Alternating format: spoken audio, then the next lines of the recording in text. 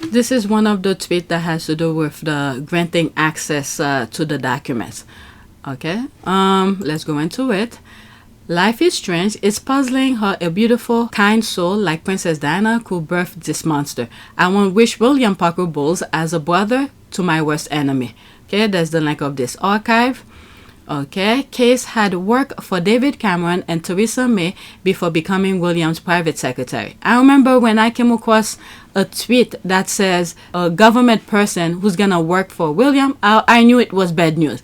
But in the sense that, you know, they will know how the royal family operates. That was my fear. But apparently, he bring him in to mess up things. But anyway, I will go over this article. All right, Prince William's aide played key role in Harry and Meghan's royal exit. Simon Case, who was William's private secretary at the time, drafted a paper setting out the steps for the Sussexes to quit royal duties. Okay, let's not forget the Syndrium. Okay, summit where they spent about an hour discussing what role Harry will be playing in, and then before you know it, okay, after spending almost an hour discussing plan, there was a drafted document for him to leave. So I believe this is here. Prince William aide play key role. I think is this. No, that's not that. Let me go look for it. I don't have to look for it. That's the link. All right, so this is that. Okay, I'll leave the link in the description for you guys. Ooh, that's a long link. Okay, Prince William's aide played key role in Harry and Meghan's royal exit. Simon Case, who was William's private secretary at the time, drafted a paper setting out the steps for the Sussexes to quit royal duties. Okay, so let's not blame him. Okay, they hire him to do that, but he came to do his job because, you know, I want to be upset with him, but at the same time, I can't because due to the hierarchy in the institution. So I don't know. This is the heir to the throne. So I'm not. I know some of you will be upset with me, but he take orders from someone who will be, you know, who will be taking over once Charles die, and I don't know. I don't know how to feel about him on this. Okay, this is a job that they gave him and he did it. I don't think I will blame him for it. Unless if he did something out for himself, okay? If they did not tell him to draft this for and he decided this is what I want for Harry, then I will take it personally. So they hire him to do that. I don't know. You guys will be upset with me with that one. I'm not upset with Simon Case at all. It's the person who made him do it that I'm upset with. Do I make any sense in that? Okay, so let's see here.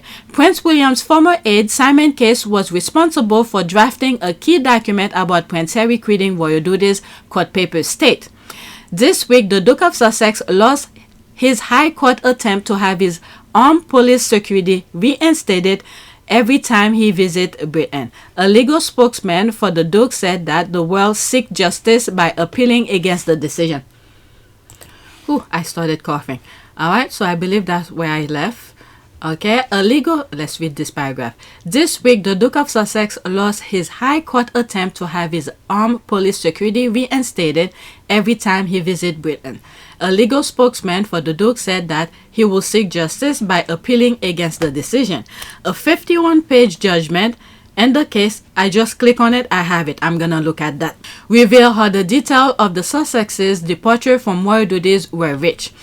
On January 8, 2020, after spending time in Canada, Harry and Meghan announced that they were stepping back from official royal duties. The Sussexes said that they planned to split their time between the UK and North America. Palace sources said at the time Queen Elizabeth had not been consulted before the couple published their statement and was disappointed by their stance. I doubted that. The Sussexes' announcement sparked a frenzy few days with royal aid scrambling to respond. Documents now show that Case, who had previously worked for David Cameron and Theresa May, authored a paper on behalf of the royal household which set out the steps for the Sussexes to quit royal duties. Okay, and I believe from what I've understand, he was part of Brexit as well. Well, what is it? I started coughing again.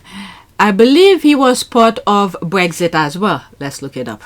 Okay, so I wrote here, what was Simon Case role in Brexit? All right, it says here in January 2018, he was appointed Director General Northern Ireland and Northern Ireland and Ireland. In this role, he acted as the lead civil servant for finding a solution to the Irish border issue post-Brexit.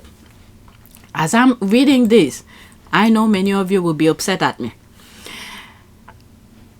Depending on the description, whoever hires him and tell him his goal or their goal, like William, for instance, hire him to do something. Once he understands the assignment, I think he does a good job. I am sorry. This is not to offend anybody, but he did what he was asked or paid to do. I'm not saying he should have get involved or depend on whatever. I think he leave his feeling out of any of these. So they hire him to do something, he did it. So if they keep on hiring him to do different things, he must be good at drafting certain things.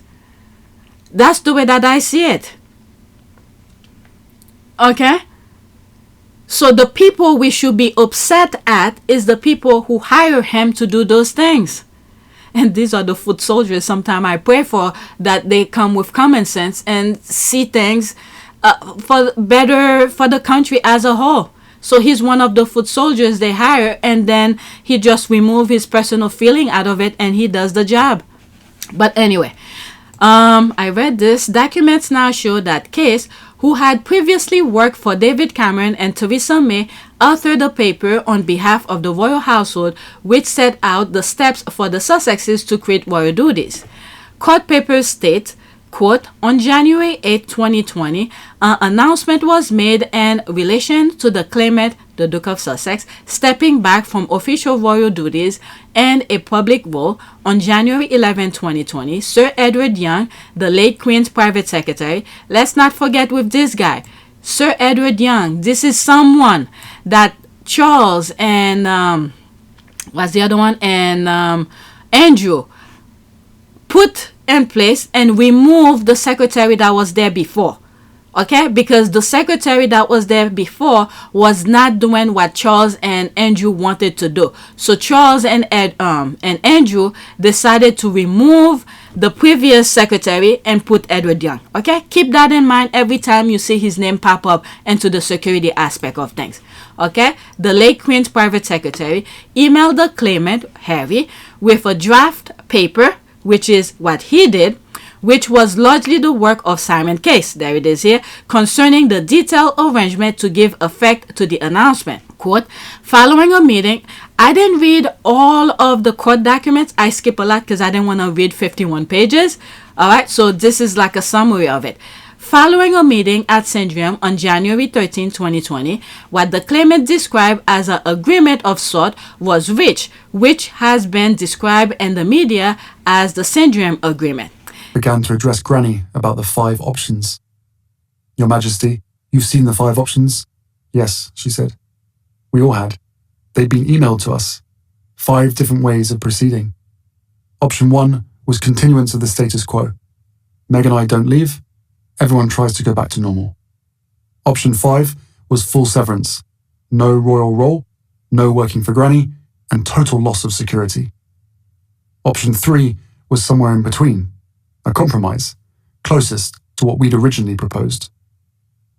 I told everyone assembled that, above all, I was desperate to keep security.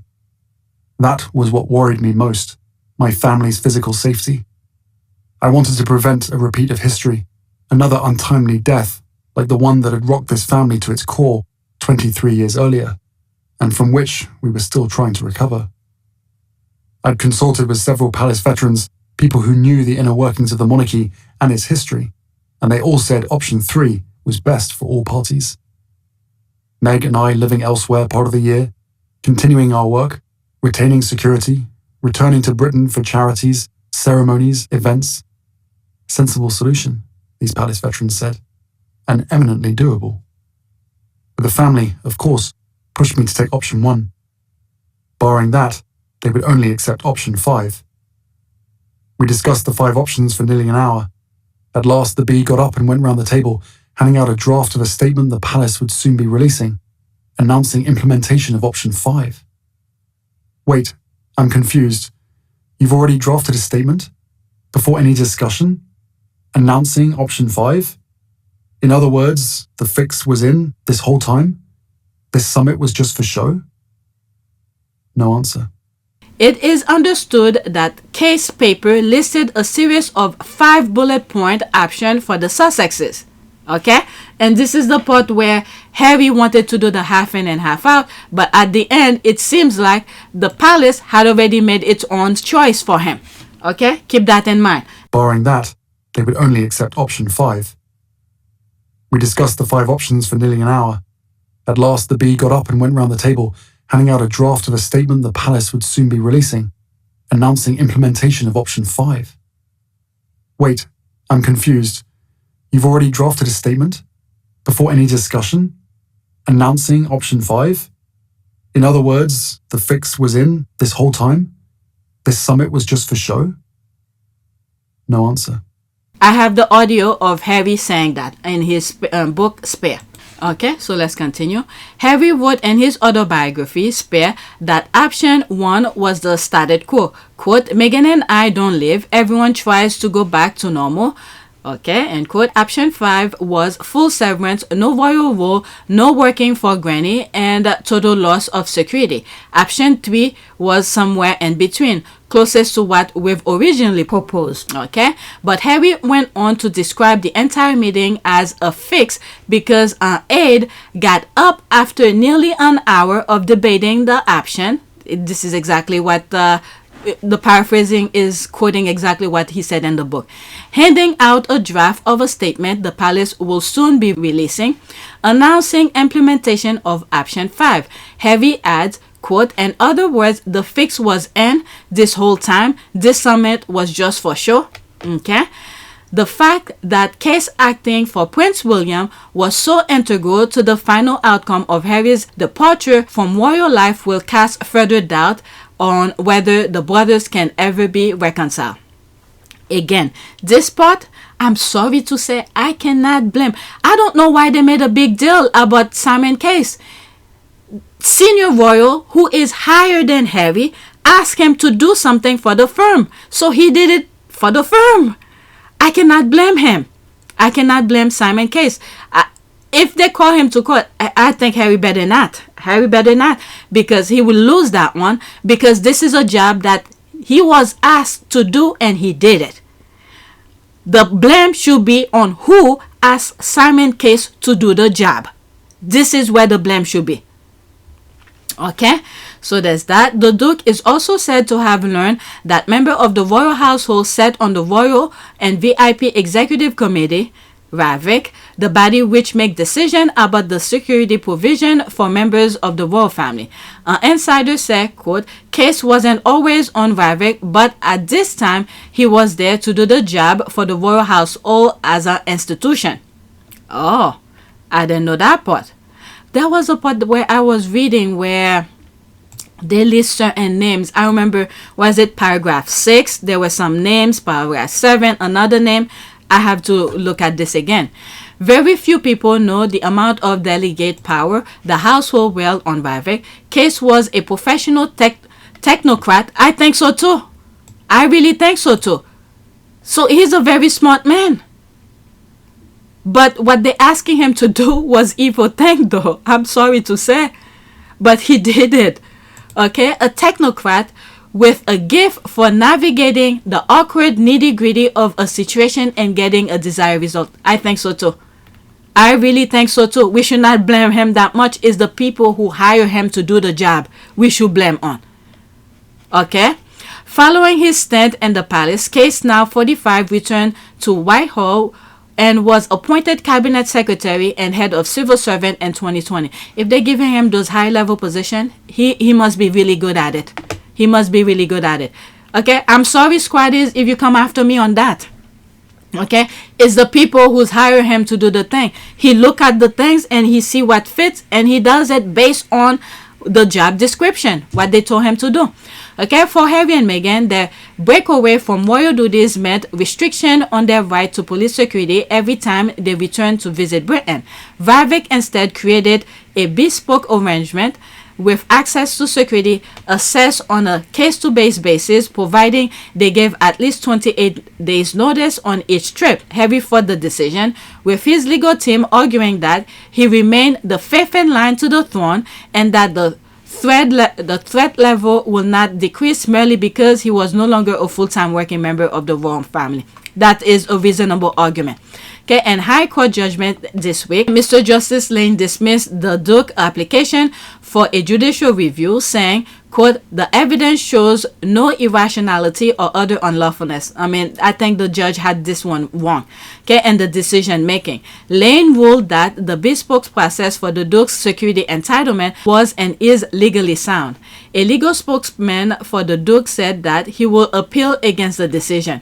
Okay, again, let's not forget, he is the son of the king, and then all the people beside William, okay, who's in front of him in line of the succession are minors.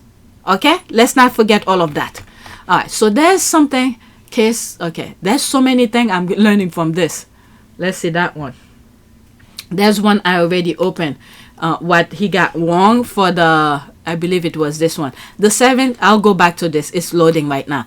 The 7 claims Prince Harry was wrong about according to High Court. Okay, because since I didn't read the entire document, 51 pages, I don't mind reading the summaries.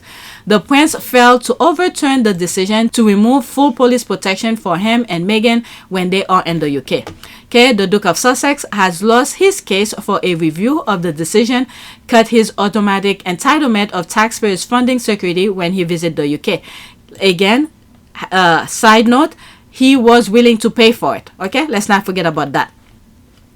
The decision to remove Harry's full cover of police protection was made after he stopped being a working member of the royal family in January 2020.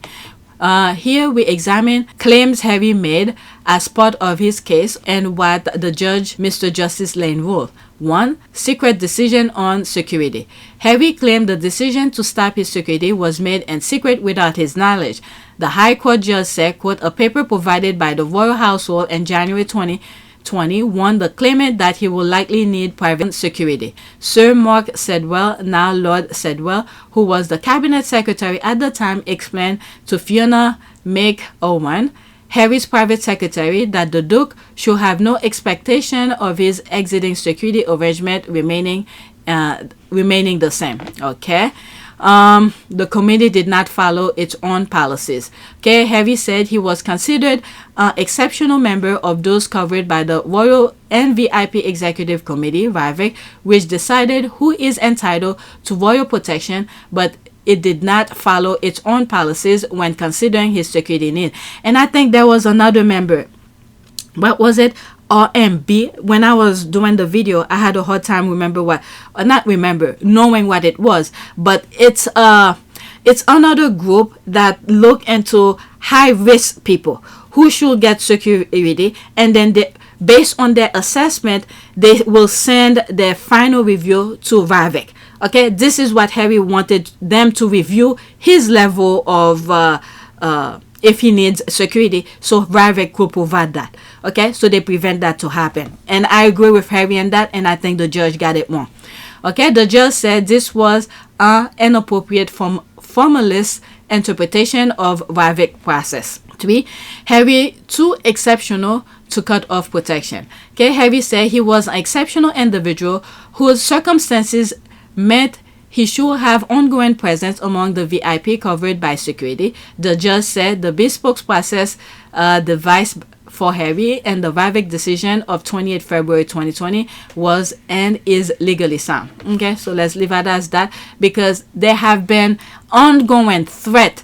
People been prosecuted. But there were many serious, credible threats against Meghan, were there, emanating from the far right? Absolutely. If you'd seen the stuff that was written and you were receiving it, the kind of rhetoric that's online, if you don't know what I know, you would feel under threat all of the time. So you were convinced that there was a genuine threat to Meghan's life on on more than one occasion, on several occasions?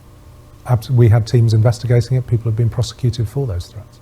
Police have been let go because of their views on his wife and all of that. So I think the judge got this one wrong, but let's leave it as that.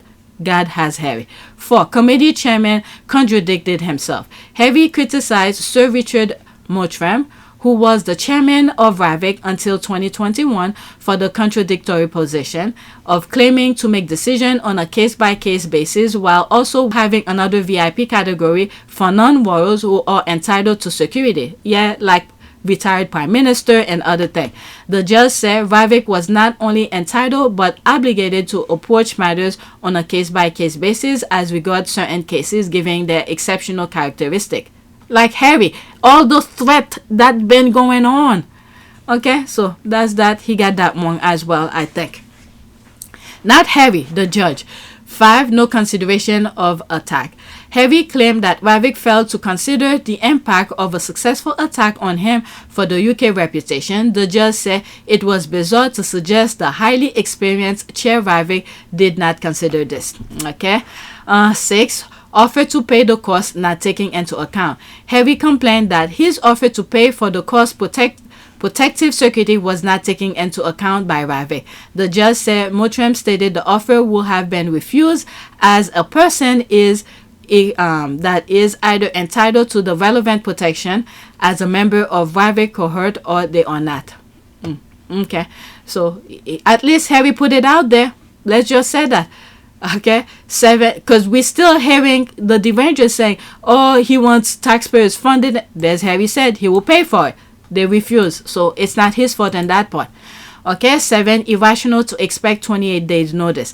Harry claimed it was irrational for him to be required to give 28 days notice of visit to the UK if he wanted security. The judge said, quote, there is no merit in this contention, and Harry failed to provide any evidence that the rule was plucked out and posed for some extraneous reason. All right, we know why. 28 days notice so they could plot out, and we know everything that needs to be done is late. Okay, so Harry is right.